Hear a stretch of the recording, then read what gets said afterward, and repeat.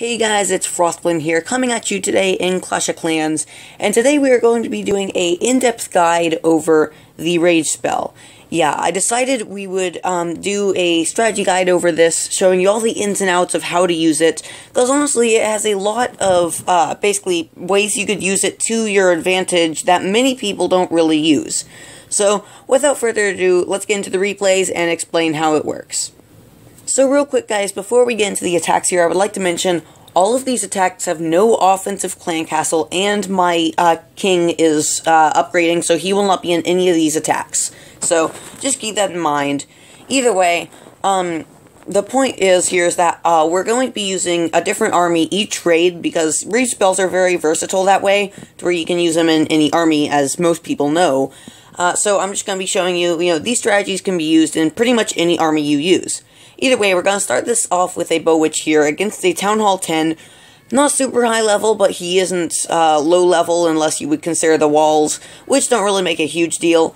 Either way, as Bow Witch normally does, you put 2 witches and 2 bowlers on the flanks, and then just put everybody else in the center. So, basically, one of the big things about a rage spell is you want to deploy it just at the very tip of your army, as I did there. See, at the beginning, only the golems received it, because that means everyone will walk into it, assuming they don't run around the flanks like these bowlers did, but they'll go into it and get the longest effect possible. I mean, that wasn't the best rage spell, but if they had stayed in it, then they would have stayed in it longer than normal.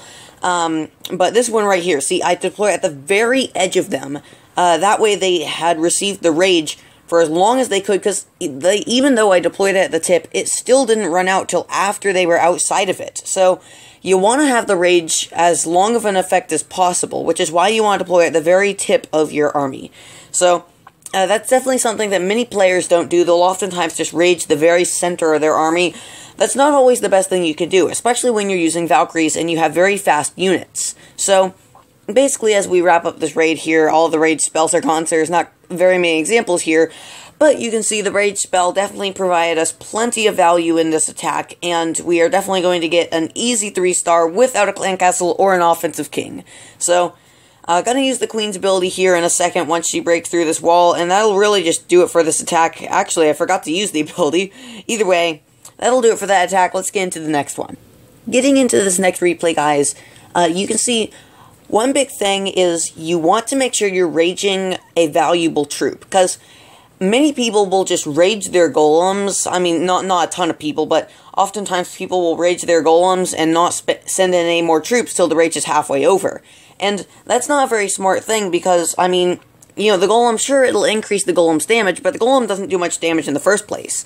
So it's better to rage, these bowlers or these Valkyries, so that, because they can get a lot of damage, and as you can see, with that rage spell, they completely tear up anything they go into, and if you just want to rage something that has high damage per second, and is not about to die. Basically, even if and the placement of the rage is also important, where don't rage, because especially with Valkyries, people oftentimes use their rage where they want the Valkyries to go, not where the Valkyries are going.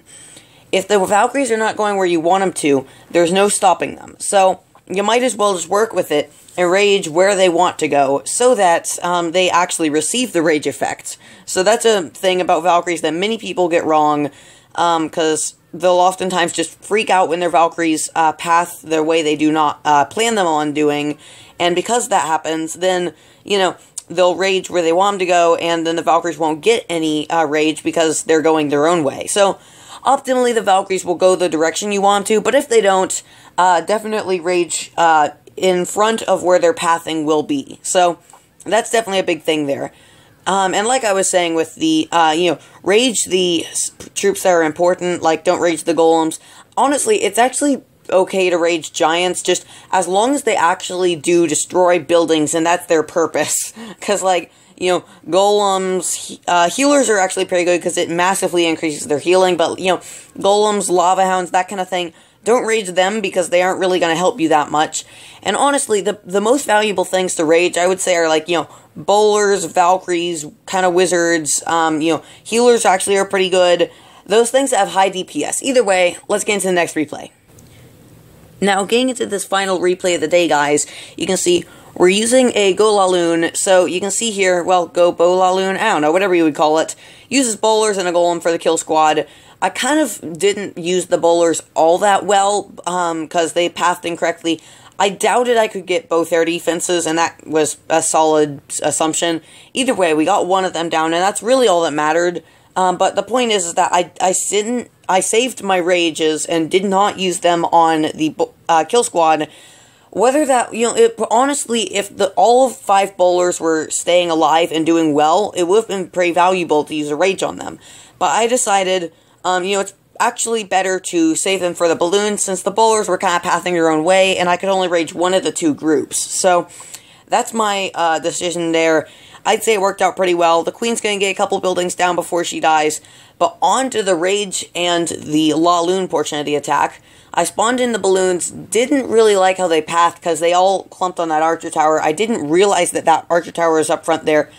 Not really optimal. You want your balloons to spread out a little bit more than that. But as you can see, I raged the front of them, and balloons really are big with rage because you want to make sure they have access to many defenses with them. You want to make sure that, basically there's a ton of defenses within within their range, basically, because once they get outside of the rage, they're no longer using it. So you want to place a rage where there's a high, heavily defended area, basically, if that makes sense. And then the balloons can just be using it while they take out plenty of defenses. Basically, the more defense that are there in the rage, the more time the balloons will be going in the rage, because there's defenses they still need to take out. So as you can see, a haste spell works similarly to a rage, and it just doesn't increase the damage. So we have a freeze spell and a haste spell left. We are going to put the haste spell right on the tip there so that they destroy the archer tower and the cannon and just keep on going with that rage. I use a freeze spell trying to give them as much time as possible, and that'll do it because there's only 3 defenses left, 2 of which can target the balloons. Not enough, though. And as you can see, we have plenty of minions that I'm about to deploy here to basically just clean up the base and finish it off. It does get a little bit close on time, but I did take a little bit more time than I needed to on my kill squad, and there are definitely things that I could do better. I'm not saying I'm the best, attacker in Clash of Clans ever, but I do know plenty of strategies for how to use your spells and army to your advantage, and I want to share that with you guys. So, either way, guys, that'll wrap up this raid in 10 seconds or so. And that'll also wrap up this video, guys. Hope you increased some knowledge on the rage spell.